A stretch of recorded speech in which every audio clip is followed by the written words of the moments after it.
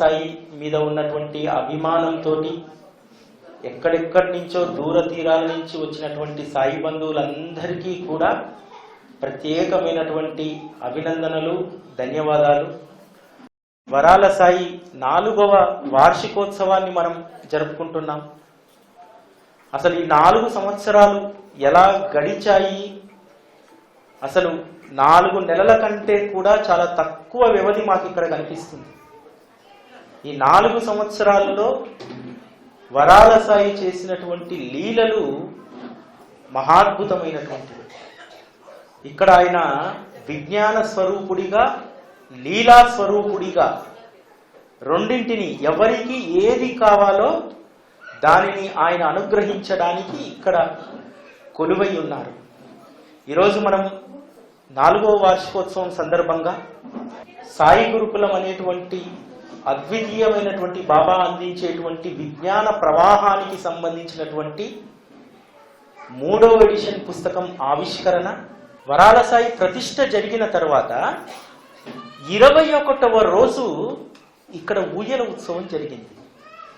ఏ బిడ్డైనా పుట్టిన తర్వాత 21 రోజులకు మనము ఊయల ఫంక్షన్ చేయడం అనేటువంటిది ఒక ఆనవాయితీ. ఆయన ఆ రోజు స్వయంగా అడిగి 21 రోజులకు ఆయన అడిగి ఊయల ఉత్సవాన్ని చేయించుకున్నారు. అది కూడా ఎంత అద్భుతంగా అంటే, ఇప్పుడు మీరు అలంకరించినటువంటి ఈ ఊయలను చూస్తున్నారు కదా, ఈ ఊయల కోసము అన్ని ఫర్నిచర్ షాపులు తిరిగాం, ఎక్కడా దొరకలేదు.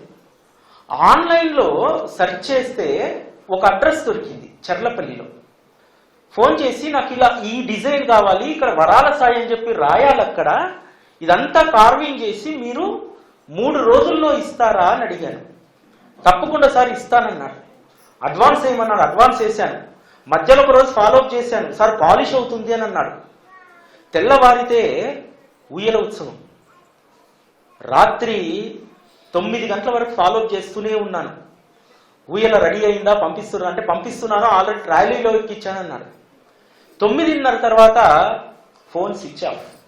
ఇంకా ఎంత కంగారు వచ్చేస్తుందో అంత కంగారు వచ్చేస్తుంది. సరిగ్గా 10:45 రాత్రి ఒక ఆటో వచ్చి ఆ గల్లీ చివర ఆగి ఉంది. సరే ఇది మన కోసమేనేమో అని చెప్పి వెళ్ళి చూస్తే అందులో ఊయల ఉంది. ఆ తర్వాత అతను ఉదయం ఫోన్ చేసి, సార్ రాత్రి నా ఫోన్ స్విచ్ ఆఫ్ అయింది, మిగతా బ్యాలెన్స్ వేయమని చెప్పి అడిగాడు. వాహిని గారు మిగతా వాళ్ళందరూ కూడా అంటున్నారు, కనీసం మీరు చెక్ చేసుకోకుండా 3 రోజుల్లో ఎలా ఇస్తాడు ఉయ్యాల? మనం చెప్పినది ఆయన దగ్గర రెడీమేడ్గా తీసేయడానికి ఉన్నటువంటిది కాదు, మనం చెప్పినటువంటి డిజైన్తో సహా ఇవ్వాలి. ఎవరో చెక్ చేసుకోకుండా మనం ఆన్లైన్లో డబ్బులు వేసాం, ఆన్లైన్లో మోసాలు జరుగుతున్నాయి. కానీ నాకు మాత్రం దృఢమైనటువంటి విశ్వాసం ఉంది, బాబాకు సంబంధించినటువంటి దాంట్లో మోసం జరగదు. ఎందుకంటే అతడు మాట్లాడినటువంటి మాట, సార్ అనేక గుళ్ళకు, రామాలయాలకు, రకరకాల దగ్గరికి నేను ఊయలు ఇచ్చాను, కానీ ఇప్పటి వరకు ఒక ప్రత్యేకంగా ఇంత మంచి ఊయలు నేను చేయలేదు సార్, నాకు ఇది ఒక క్రెడిట్గా మిగిలిపోతుంది అని చెప్పాను అన్నాడు. కాబట్టి ఆ మాటతో నాకు విశ్వాసం కలిగింది. కాకపోతే ఏంటంటే బాబా ఖచ్చితంగా లాస్ట్ మూమెంట్ వరకు టెన్షన్ పెడుతూ ఉంటాడు ప్రతి విషయంలో. మనం కూడా మన కోరిక ఏదైనా కోరినప్పుడు అది తీరే మూమెంట్లో ఎంత ప్రెషర్ ఉంటుందంటే అంత ప్రెషర్ ఉంటుంది. తెల్లారేసరికి అది ఏదో రకంగా పరిష్కారం అయిపోతుంది. అంటే చివరి వరకు నువ్వు ఓపికతో ఉంటావా, మొదట ఉన్నటువంటి విశ్వాసం నీకు చివరంత వరకు ఉంటుందా లేదా అనేటువంటి పరీక్ష బాబా పెడతారు. అట్లా అద్భుతమైనటువంటి ఈ ఊయల ఉత్సవాన్ని ఈరోజు మళ్ళీ ఎందుకు చేసుకుంటున్నాం? ప్రతిష్టాపన అయింది, ప్రతిష్టాపన అయిపోయి ఊయల ఉత్సవం అయింది, ఊయల ఉత్సవం అయిపోయి 4 సంవత్సరాలు గడుస్తున్నాయి. ఎందుకు ఇప్పుడు ఊయల ఉత్సవం? ఎందుకంటే సాయిబాబాకు రాముడంటే ప్రాణం, రాముడంటే ప్రాణం. ఇన్ని పండుగలు ఉండగా షిర్డీలో ఒక్క శ్రీరామనవమిని మాత్రమే ఎందుకు అంత అంగరంగ వైభవంగా చేయించారు? మసీదు ముందు ఔరంగాబాద్కర్ రామాని ఎలుగెత్తి పాడితే బాబా శరీరము పులకరించి శవరింగ్ వచ్చేదట. అట్లా అంత అది రాముడంటే. బాలరాముడి ఉద్ఘాటన ఏ రోజు జరిగింది? జనవరి 22 కదా. అయోధ్యాపురిలో బాలరాముడి ఉద్ఘాటన జరిగిన తర్వాత మరి అక్కడ ఉయ్యల ఉత్సవం చేశారో లేదో మనకు తెలియదు. ఈరోజు వరాల సాయితో సహా రాముడికి మనం ఉయ్యల ఉత్సవం చేయబోతున్నాం.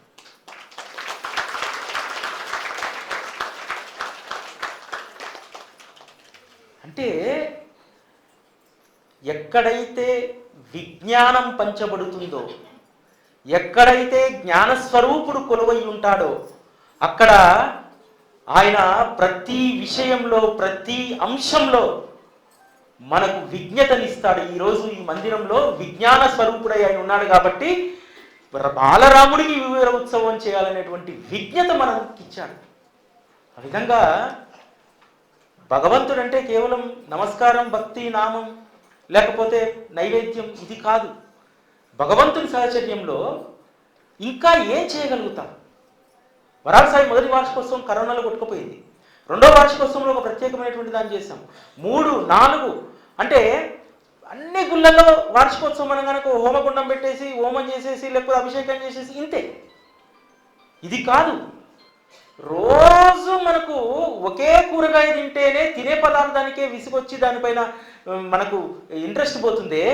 మరి భగవంతుని విషయంలో భగవంతుని పట్ల ప్రేమ, మక్కువ, విశ్వాసం పెరగాలంటే మన ఆలోచనల్లో భిన్నత్వం ఉండాలి. క్రియేటివిటీ అంటారు కదా, ఆ క్రియేటివిటీ భగవంతుని దగ్గర కూడా ఉండాలి. ఉన్నప్పుడే ఇంకా భగవంతుని మనం ప్రేమించగలుగుతాం. ఇప్పుడు ఇక్కడ ఉయ్యల ఉత్సవం జరుగుతుంటే ప్రతి తల్లి ఆ ఊయల ఊపుతుంటే తన తొలిచేరు బిడ్డ పుట్టినరోజు ఊయల ఊపిన రోజు ఎంత అనుభవాన్ని పొందుతుందో ఈరోజు మరి అదే అనుభవాన్ని పొందుతుంది. ఇది కదా మనిషికి ఉండాల్సినటువంటివి ఎమోషన్స్ కదా. భగవంతుడు కేవలం మన కోరికలు ఇవ్వడానికే కాదు, మన ఎమోషన్స్ను కూడా తట్టి లేపుతూ ఉంటాడు. అంత గొప్ప అనుభూతులను పొందడానికే మనకు భగవంతుని యొక్క సాహచర్యం. కేవలం భక్తి కోసం భగవంతుని సాహచర్యం అవసరం లేదు. అనుభూతి లేనటువంటి భక్తి ఏమాత్రం కూడా శోభించదు. అంతే కదా. ఒక స్వీట్ను తిన్నామంటే స్వీట్లో రకరకాల స్వీట్లు ఉంటాయి. ఒక్కొక్క స్వీట్ను తిన్నప్పుడు ఒక రకమైనటువంటి అనుభూతి కలుగుతుంది. భగవంతుని దగ్గర కూడా అంతే. భగవంతుని దగ్గర మనం ఒక్కొక్క ఉపచారంలో ఒక్కొక్క రకమైనటువంటి దాన్ని మనం పొందగలగాలి. ఆయన దగ్గర నేర్చుకున్నటువంటిది, ఆయన అందించినటువంటి దాన్ని పట్టుకొని భగవంతునికి ఒక ఉన్నతమైనటువంటి సేవ, అది మనలో సంస్కారాన్ని, అదేవిధంగా మనలో విశ్వాసాన్ని నింపేటువంటి కార్యక్రమాలను మనం చేస్తూ ఉండాలి. చాలా చోట్ల అనేక మందిరాలు ఉంటాయి. వరాల సాయిని అభిమానించేటువంటి వాళ్ళు కేవలం శ్రీనివాస్ నగర్లో లేరు. నెల్లూరు నిండా ఉన్నారు, విజయవాడ నిండా ఉన్నారు, బెంగళూరు నిండా ఉన్నారు, వైజాగ్లో ఉన్నారు, అమెరికాలో ఉన్నారు, ఆస్ట్రేలియాలో ఉన్నారు, జర్మనీలో ఉన్నారు. వీళ్ళందరికీ ఎందుకు వరాల సాయి అన్నా, సాయి టీవీ అన్నా ఎందుకు మక్కువ? వాళ్ళల్లో ఒక ఉత్తేజాన్ని ఎప్పుడూ చెలరేగిస్తుంది, ఒక కొత్త అనుభవాలను వాళ్ళకు పంచుతుంది. అందుకోసం మందిరం ఉండాలి, అందుకోసం మన కార్యక్రమాలు ఉండాలి. అందుకనే ప్రతిసారి కూడా ఒక అద్భుతమైనటువంటి కార్యక్రమాన్ని ఇక్కడ బాబా చేయించుకుంటూ ఉన్నారు. ఇంకొక మహాద్భుతమైనటువంటి కార్యం, 4వ వార్షికోత్సవానికి ఏమి సమర్పించాలి? నేను పువ్వు సమర్పిస్తే సాయంత్రానికి వాడిపోతుంది, నైవేద్యం పెడితే తింటే అయిపోతుంది. మరి అటువంటప్పుడు నేను, ఎందుకంటే నా జీవితం తెలుసు, వరాల సాయి మందిరానికి ముందు తరువాత వరాల సాయి ఆవిష్కరణకు, ఆయన ఉద్ఘాటన కంటే ముందు అందరిలాగా మామూలు సాధారణంగా నేను ఏదో బాబా గురించి 4 విషయాలు చెప్పేటువంటి వాడిని. కానీ సాయి టీవీలో వరాల సాయి మందిరం తరువాత నేను చెప్పేటువంటి కార్యక్రమాలు కానీ, చేసేటువంటి పనులు కానీ పూర్తిగా భిన్నత్వానికి వచ్చేసాయి. వరాల సాయి మందిరం వచ్చిన తర్వాతనే నేను ఒక పుస్తకాన్ని సంకలనం చేసేటువంటి శక్తి నాకు కలిగింది. నాకు రాయడం అంటే మహా చిరాకు. అసలు పెన్ను పెట్టి రాయక 15 సంవత్సరాలు అవుతుంది. నేను సిస్టమ్ వచ్చిన తర్వాత ఇంకా చేయితోటి పని లేదు, మెదడుతోటి పని లేదు. ఒక అక్షరాన్ని కూర్చాలంటే ఎంత సాధన కావాలి, ఎంత అనుభవం కావాలి, అవేవీ లేకుండానే. ఎందుకంటే నాకు జర్నలిజం అయిపోయిన తర్వాత చాలామంది మా మిత్రులు ప్రింట్ మీడియా వైపు వెళ్ళారు. నాకు భయం రాయాలంటే. పుంకాలు రాసేది కాకుండా చిన్న షార్ట్ కట్ మెథడ్ ఏది ఉంటుందని చెప్పి ఎత్తుక్కున్నాను నేను. అప్పుడే ఎలక్ట్రానిక్ మీడియా 90sలో కొత్తగా వచ్చింది. ఎలక్ట్రానిక్ మీడియాలో 4 పదాలు రాస్తే చాలు యాంకర్ చదవడానికి.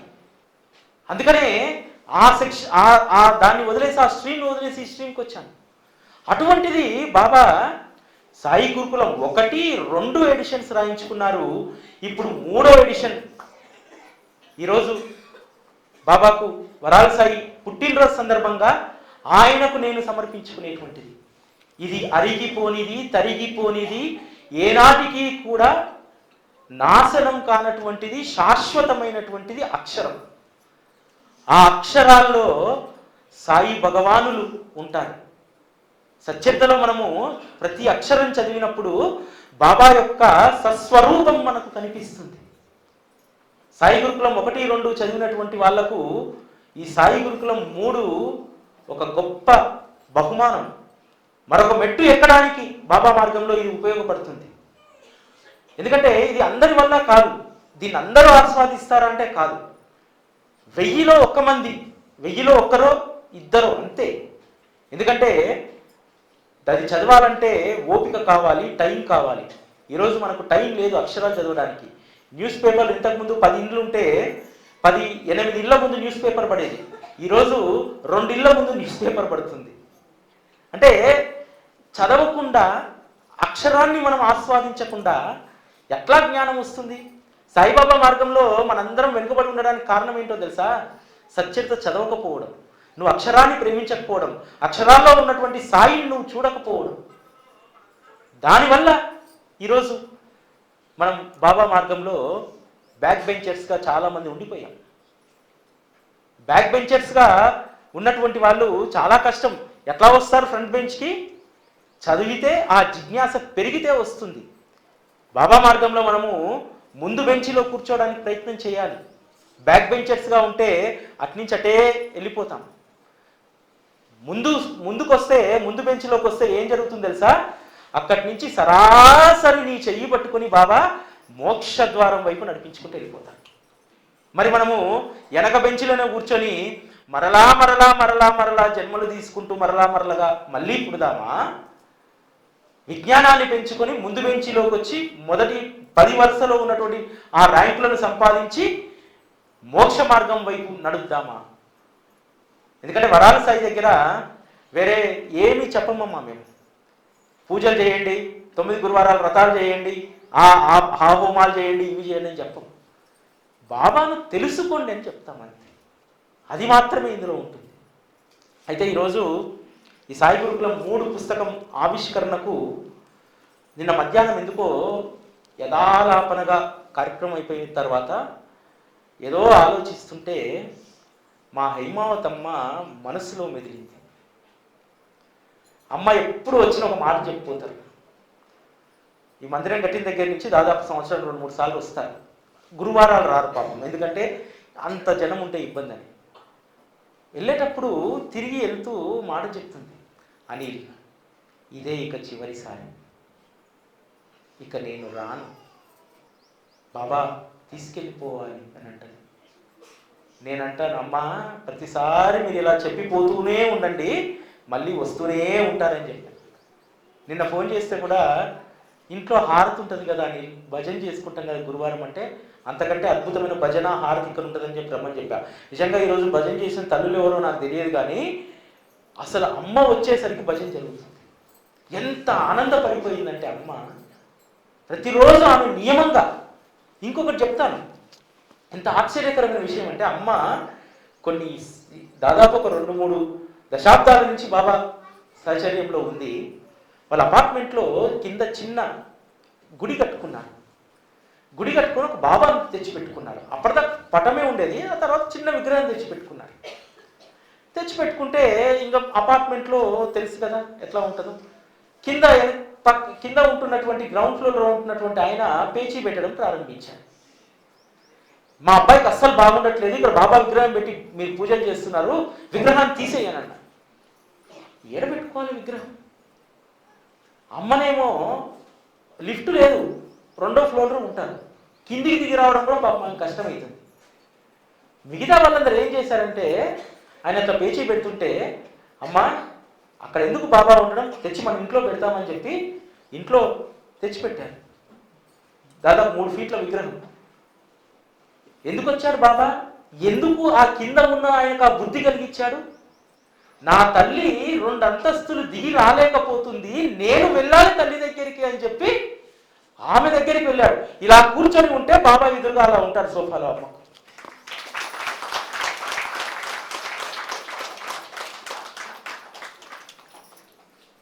అట్లా బాబా మన మనస్సులను ఎరిగి ఎలా ప్రవర్తిస్తాడని దానికి ఇది ఒక నిదర్శనం. ఈ అమ్మ పరిచయం అయ్యే నాటికి నన్ను 3 నెలల వయసు నుంచి పెంచినటువంటి మా నాయనమ్మ చనిపోయింది. నేను ఎప్పుడు అనుకునేవాడిని, మా నాయనమ్మ ఉంటే నేను చేసే ప్రయత్నానికి ఆమె పెన్షనర్ డబ్బు ఇచ్చి ఉండేది అని అనుకున్నాను. ఒకరోజు ఈ అమ్మ గురించి 2015లో ఒక పెద్ద ఆయన చెప్తే కలవడానికి వెళ్ళాను. అమ్మా ఇట్లా ఒక ప్రయత్నం చేస్తున్నామంటే మీరు ఎవరు, ఎక్కడి వారు, ఏమిటి అడగకుండా ఆ రోజు అమ్మ ఇచ్చినటువంటి 11,000 రూపాయలు, అమ్మ ఇచ్చినటువంటి 11,000 రూపాయలు ఈరోజు సాయి టీవీ అనేటువంటి వ్యవస్థ ద్వారా గొప్ప అమృతాన్ని అమ్మలాంటి వాళ్ళు ఈరోజు ఎంతో మంది పంచుతున్నారు. గుడి కట్టిన తర్వాత భక్తులు రావడం వేరు, వ్యవస్థ ఏర్పడ్డ తర్వాత వ్యక్తులు రావడం వేరు. ఏమీ లేకముందు మేము గాలిలో ఉన్నప్పుడు ఇటువంటి తల్లులు చేసినటువంటి ఆ గొప్ప మహోన్నతమైనటువంటి సేవ ఈరోజు కొన్ని లక్షల మందిని ఆనందింపజేస్తుంది. అందుకనే ఆ అమ్మ చేత సాయి గురుకులం 3ను ఆవిష్కరింపజేసుకోవాలి. ఇంతకంటే బాబాను సేవించినటువంటి అంతకంటే ధన్యమైనటువంటి చేతులు ఇంకొకటి ఉండవు అని చెప్పి నేను భావించాను. అందుకోసం అమ్మకు ఆరోగ్యం సహకరించకపోయినా, మెట్లు ఎక్కకపోయినా ఒకటే ఎంత అమ్మ పిలిస్తే కడుపు నిండిపోతుంది. అప్పుడప్పుడు ఫోన్ చేస్తుంది, అనిలు నిన్న ఒక భక్తుడి గురించి చెప్పినావు, ఏం పేరయ్యా మర్చిపోతున్నా అన్ని విషయాలు అని. అంటే ఆ పిలుపులో ఉన్నటువంటి ఆ ఆప్యాయత. అట్లా ఏ బంధుత్వం ఉంటే ఈ అనుబంధం వస్తుంది, ఏ బంధుత్వం ఉంటే ఈ ప్రేమ కలుగుతుంది, ఏ అనుబంధం ఉంటే వస్తుంది. జన్మ జన్మలుగా బాబాతో ఉన్నటువంటి రుణానుబంధం చేత ఇటువంటి గొప్ప అనుబంధం ఏర్పడుతుంది. ఆ అనుబంధాలే బాబా ముడేస్తారు మనకు చాలా. ఇటువంటి అనుబంధాల మధ్య స్వార్థం ఉండదు, ఇటువంటి అనుబంధాల మధ్య ద్వేషం ఉండదు, ఇటువంటి అనుబంధాల మధ్య ప్రేమ మాత్రమే ఉంటుంది. అటువంటి ప్రేమమైనటువంటి బంధం కోసం మనం పరితపించాలి. ఈ బంధాలన్నింటినీ మనకు ఆయన ముడివేస్తారు. ఆయనను అడుగుతూ ఉండాలి, బాబా స్వార్థం లేనటువంటి, ఎటువంటి ఆపేక్ష లేనటువంటి బంధాలను మాకు ముడివెయ్యి, ఈ స్వార్థం కోసం ఉండేటువంటి బంధాలు మాకు వద్దు అని చెప్పి ఆయన దగ్గర కోరుకోవాలి. కొడుకు చూడకపోతే, కొడుకు ఒక మాట అంటే ఈరోజు ఆ బంధాన్ని కూడా విడదీసుకొని వెళ్ళిపోతూ ఉంటారు. ఆ బంధాలలో మమకారం ఉండదు, ఆ బంధాలలో అనుబంధం ఉండదు. ఈరోజు ఉన్నటువంటి రోజుల్లో కేవలం బాబా కలిపేటువంటి బంధాల్లో మాత్రమే అనుబంధం ఉంటుంది. ఆ అనుబంధంలోనే ప్రేమ ఉంటుంది. నేను ఇటువంటి తల్లుల యొక్క ప్రేమను చూసి చాలామంది అడుగుతుంటారు, వాహిని గురువు అడుగుతుంటుంది నన్ను, నీకు ఇంత ఓపిక ఎట్లా, ఇన్ని పనులు ఎలా చేయగలుగుతున్నావు అని అడుగుతుంది నన్ను. వీళ్ళందరూ ఇచ్చేటువంటి ఆ అనుబంధం అనేటువంటి ఆ ప్రేమ పాశమే, ఆ ప్రేమ పరమాన్నమే నాలాంటి వాడికి ఇంత గొప్ప శక్తిని ఇస్తుంది. ఒక కమిట్మెంట్. ఈరోజు సాయి గురుకులం 3 బుక్ 2 కంటే అద్భుతంగా రావాలి, ఆ తపన పెరగాలి. ఎందుకోసం పెరుగుతుంది?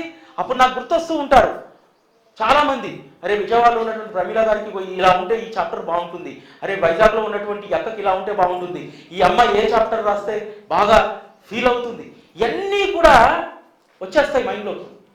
వచ్చి వీళ్ళందరూ కూడా ఈ పుస్తకం చదివి తృప్తి చెందాలి. తృప్తి చెంది వాళ్ళ ఆయుష్ని ఇంకొక 5 ఏళ్ళు పెంచుకోవాలి. ఇంకో 5 ఏళ్ళు పెంచుకుంటే ఇటువంటి వాళ్ళందరూ కూడా సాయి సేవలో ఉంటే ఇటువంటి వ్యవస్థలు సుభిక్షంగా ఉంటాయి. బాబా అనేటువంటి అద్భుతమైనటువంటి విజ్ఞానాన్ని పంచడానికి ఇటువంటి వాళ్ళు ఇంకా ఉండాలి. అమ్మంటది ప్రతిసారి, ఇక నన్ను బాబా తీసుకెళ్ళిపోతే బాగుండని చెప్పి. పోవద్దమ్మా, నీలాంటి వాళ్ళు ఇంకో 10 ఏళ్ళు ఉండాలి. మాలాంటి వాళ్ళకి ఊపిరినియాలి, మాలాంటి వాళ్ళకు శక్తినియాలి అని చెప్పి ఎప్పుడూ నేను కోరుకుంటూ ఉంటాను.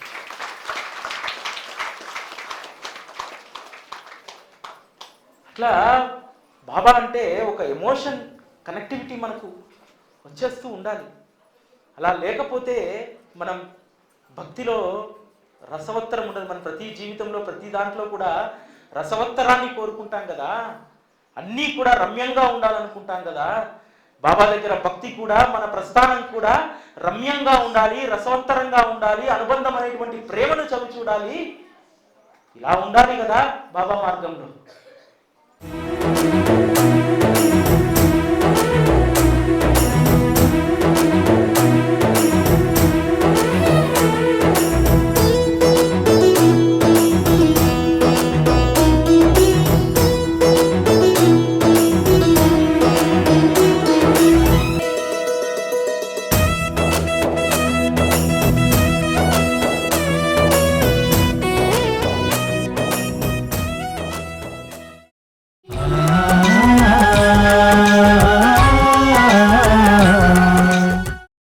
అమ్మకు 2014లో బ్రెస్ట్ క్యాన్సర్ వచ్చింది. ఆపరేషన్ చేయించుకోవాలని చెప్పి డాక్టర్లు అడిగారు.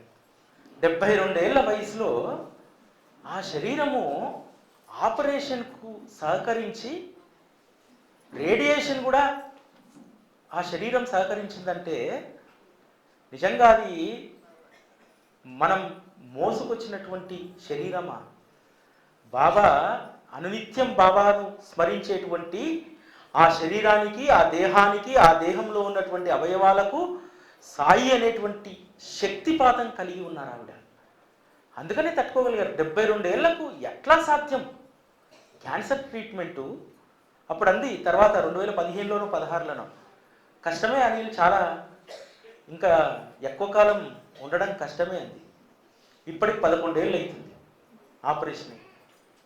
ఎట్లా బ్రతకగలుగుతుంది? మందుల మీద అయితే ఆమె బ్రతకట్లేదు.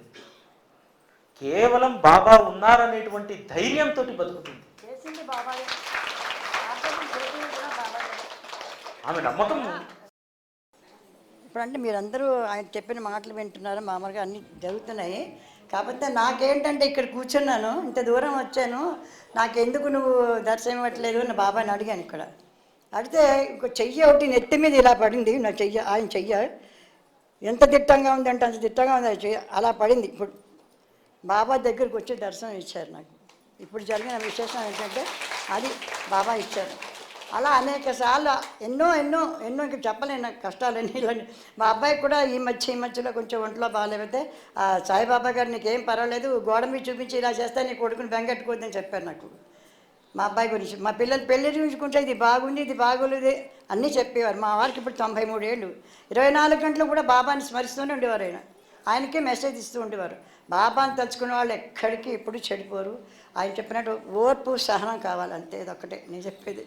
ఇక్కడ వీళ్ళ దగ్గరికి వచ్చి నేను అయినాడండి 11 అక్కడ ఉన్నప్పుడు వచ్చాను కదా, అక్కడ ఉండేటువంటి వేరే చోటు ఉండే, అక్కడి నుంచి నెమ్మదిగా ఇలా వచ్చి ఇక్కడ కూడా తీసుకొచ్చారు నన్ను.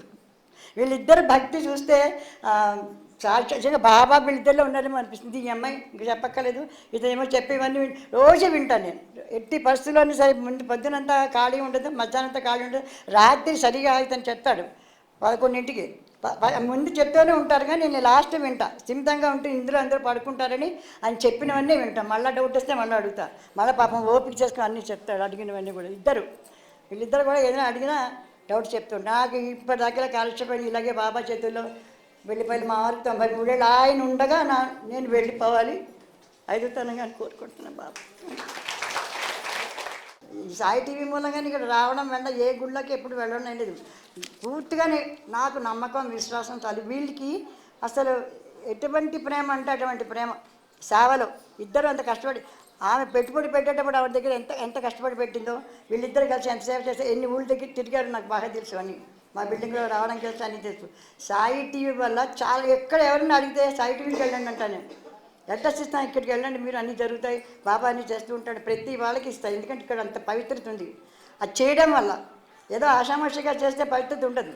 భక్తిగా శ్రద్ధగా చేయడం వల్ల అది ఇతను చెప్పేమని వింటుంటాను అన్నీ చాలా బాగా చెప్తా. ఎలా చదువుతాడో ఏం చేస్తాడో నీకు ఎలా తెలుసు అనుకుంటుంటాను మధ్య మధ్యలో, ఎక్కడి నుంచి ఇవన్నీ తీసుకొచ్చావని.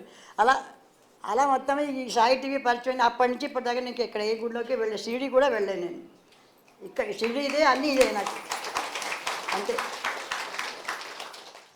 అంటే ఒక టెలివిజన్ నడిపించడం అనేటువంటిది కత్తి మీద సాము లాంటిది కదా, ఎందుకు దాన్ని అంతా కష్టపడి చేయాల్సి వస్తుంది అని చెప్పి, ఇదే ఎఫర్ట్ నువ్వు ఇంకొక దగ్గర పెడితే అంతకు రెట్టింపు డబ్బు వస్తుంది కదా అని అంటారు. ఏమి చేస్తే ఇలాంటి తల్లుల యొక్క దీవెన దొరుకుతుంది, ఏమి చేస్తే ఒక ఆత్మతృప్తి ఉంటుంది. మన జీవితానికి కావాల్సినటువంటిది మనం చేసేటువంటి పనిలో తృప్తి ఉండాలి. చాలామంది ఉద్యోగాలు ఇబ్బంది పడుతూ చేస్తూ ఉంటారు, వ్యాపారాలు ఇబ్బంది పడుతూ చేస్తూ ఉంటారు. నువ్వు చేసేటువంటి దాన్ని నువ్వు ప్రేమించగలిగితే అది నీకు చాలా ఈజీ అయిపోతుంది. అట్లాగే మేము ఈ సేవను ప్రేమిస్తున్నాం కాబట్టి బాబా సునాయాసంగా ముందుకు నడిపించగలుగుతున్నారు. ముఖ్యంగా ఈ సాయి గురుకులం 3 థర్డ్ ఎడిషన్ గురించి చాలామంది అడుగుతూ ఉన్నారు. ఏముంటుంది అని చెప్పి ఎదురు చూసేటువంటి వాళ్ళు దాదాపు ఒక 2-3 వేల మంది ఉంటారు. ఇందులో ముఖ్యంగా మనం నేర్చుకోవాల్సినటువంటిది, బాబా దగ్గర భక్తి విశ్వాసాలు పెరగాలంటే ఏం చెయ్యాలి, నువ్వు ఏం చెయ్యాలి చెయ్యకూడదు అనేటువంటిది ఇందులో ప్రధానంగా ఉంటుంది. అదేవిధంగా ఇందులో భక్తుల పట్ల బాబాకు ఉన్నటువంటి ప్రేమ ఇందులో ఉంటుంది. ఒక్క భక్తుల పట్ల మాత్రమే కాదు, బాబా జీవుల పట్ల కూడా ఎంత ప్రేమ కలిగి ఉంటారని చెప్పి దీంట్లో బాబా దగ్గర ఒక గుర్రం ఉండేది, శ్యామకర్ణ. ఆ శ్యామకర్ణ గురించి ఆ అక్షరాలు రాస్తున్నప్పుడు చేతులు వణికాయి, పేపర్లు తడిచిపోయాయి. ప్రతిరోజు మధ్యాహ్న హారతికి, రోజు విడిచి రోజు చావిడి ఉత్సవానికి అందంగా ముస్తాబయ్యి శ్యామకర్ణి బాబా దగ్గరికి వచ్చాయి. 1918 అక్టోబర్ 15వ తేదీ రోజు బాబా సమాధి అవుతారు. ఆ రోజు మధ్యాహ్న హారతికి వస్తుంది. తన కోసం బాబా ప్రత్యేకంగా కట్టించినటువంటి ఆ శాలకు వెళ్ళి అందులో ఉంటుంది. 16వ తేదీ మధ్యాహ్నము హారతికి తీసుకెళ్ళారు దాన్ని ఎవరు. ఆ రోజు చావిడి ఉంటుంది అనుకుంటుంది, చావిడికి తీసుకెళ్లరు. బాబా మహాసమాధి ప్రక్రియ పూర్తయ్యేసరికి 48 గంటలు పూర్తవుతుంది. బాబా సమాధి అయిన తర్వాత తెల్లారి హారతికి శ్యామకర్ణను సమాధి మందిరానికి తీసుకెళ్తే సమాధి పైన తన ముందు 2 చేతులు చాచి శ్యామకర్ణి సమాధిని పట్టుకుని ఏడుస్తుంది. ఒక గుర్రము బాబాతో జన్మజన్మల అనుబంధం ఉండబట్టి అక్కడికి చేరింది. చేరినటువంటి ఆ గుర్రం బాబా సమాధి పట్టుకొని ఏడ్చింది. ఆ తర్వాత ప్రతిరోజు నియమంగా తను చనిపోయేంత వరకు కూడా శ్యామకర్ణ మధ్యాహ్న హారతికి బాబా సమాధి మందిరం లోపలికి వెళ్ళి ఆ సమాధి ముందు నిల్చుండేదట. ఎంత ప్రేమ ఉంది ఆ శ్యామకర్ణి ఒక గుర్రానికి. అదేవిధంగా పురందరే ఇల్లు కట్టుకుంటాడు. బాబా ఎంట పడతాడు, ఇల్లు కట్టుకో అని చెప్పి. ఇల్లు కట్టుకున్న తర్వాత మంచి రోజులు చూడమని చెప్పి బంధువులందరూ అంటారు. అంటే నాకు గురువారమే మంచి రోజు, అంతకంటే మంచి రోజు లేదు, అందులో నేను పేదవాడిని, హోమాలు క్రతువులు వాస్తు పూజలు నేను చేయించలేను, నాకు మనసుకు తోచినటువంటి గురువారం రోజు నేనే పటాన్ని పట్టుకొని వెళ్ళి నా ఇంట్లో గృహప్రవేశం చేసుకుంటా అంటాడు. అట్లనే ఒక గురువారం రోజు పటాన్ని పట్టుకొని భార్యకు దీపం చేతిలో ఇచ్చి ఇద్దరు కొత్త ఇంటికి నడుచుకుంటూ వెళ్తుంటే వాళ్ళు గడప దాటగానే బాబా సాక్షాత్తు సశరీరంతో ఆ ఫోటో పక్కన నడుచుకుంటూ ఆ ఇంట్లో గృహప్రవేశం చేస్తారు. చుట్టాలందరూ తిడతారు, అరే పురందరే నీకు మూలా నక్షత్రంలో కొడుకు పుట్టాడరా, శాంతులు చేయించుకో అని చెప్పి చుట్టాలు వెంటబడుతూ ఉంటే నేను చేయించను, బాబా ఉన్నాక నాకు శాంతి లేంది అని చెప్పి అంటారు. ఒకరోజు షిరిడీకి కుటుంబ సమేతంగా వెళ్తే తల్లి తన తమ్ముడితో అడిగిస్తుంది, పురందరే మొండివాడు, కాస్త బాబాను అడుగుమని చెప్పి. బాబా నల్లి అడుగుతాడు పురందరే మేనమామ, అయ్యా బాబా మీరన్నా చెప్పండి, మూలా నక్షత్రంలో పుట్టాడు, వాడికి అరిష్టము, తండ్రికి ప్రాణగండము ఇవన్నీ ఉన్నాయి, శాంతులు చేయించండి అని చెప్పి బాబాను అడిగితే బాబా అన్నటువంటి మాట, వాడు అమాయకుడు, నన్ను తప్ప వేరే వాళ్ళని ఎరగడు, అటువంటి వాడికి అన్నీ చేయాల్సినటువంటిది నేనే కదా, వాడిని శాంతిని చేయించమని చెప్పి బలవంతం చేయకండి, వాడి తరఫున చేయాల్సినటువంటి శాంతులని నేను చేసేసానంట.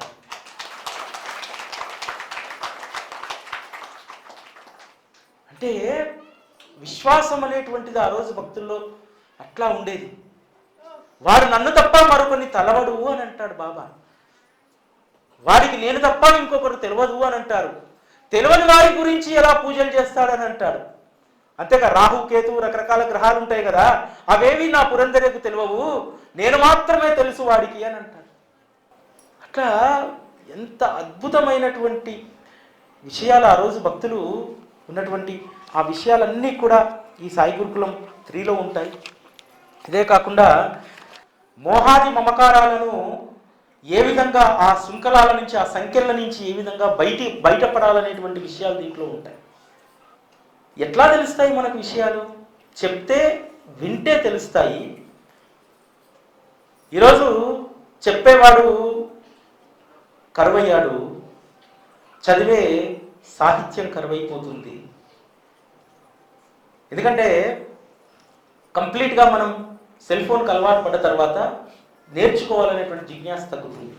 నేర్చుకోవాలనేటువంటి జిజ్ఞాస కలిగినటువంటి వాళ్ళందరికీ కూడా ఈ పుస్తకము చాలా ఉపయోగపడుతుంది. ఇందులో ఒక ప్రధానమైనటువంటి అంశం ఉంటుంది. లౌకికంగా జీవిస్తూ మనం పారమార్థికంగా ఎలా ఎదగాలని చెప్పి. మనిషిగా పుట్టినప్పుడు లౌకిక వ్యవహారాలలో లేకుండా మనమేం సమాజానికి భిన్నంగా అతీతంగా బ్రతకలేము. ఎట్లా అంటే పడవ తీరం చేరడానికి నీటిని ఉపయోగించుకుంటుంది. నీరు లేకపోతే పడవ తీరం చేరదు కదా.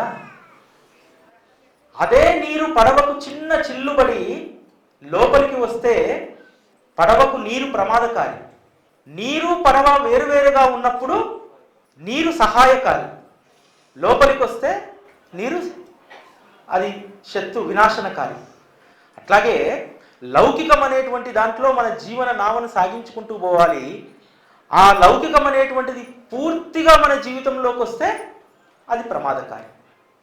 మనం లౌకిక జీవితంలో అలా నడుచుకుంటూ వెళ్తూ మనం పరమార్థాన్ని సాధించాలి తప్ప జీవితమే ఇక విషయ వస్తువులు, ఆ విషయాలు మాత్రమే, వస్తువులు మాత్రమే, సౌకర్యాలు మాత్రమే మనం కావాలనుకుంటే వాటితోనే మనం నిండిపోతాం. కాబట్టి లౌకికం అనేటువంటి దాన్ని మనం ఉపయోగించుకోవాలి. దాన్ని మన జీవితంలోకి చొచ్చుగా రానివ్వకూడదనేటువంటి సత్యాన్ని ఇందులో ఉన్నటువంటి విషయాలు మనకు తెలియజేస్తాయి.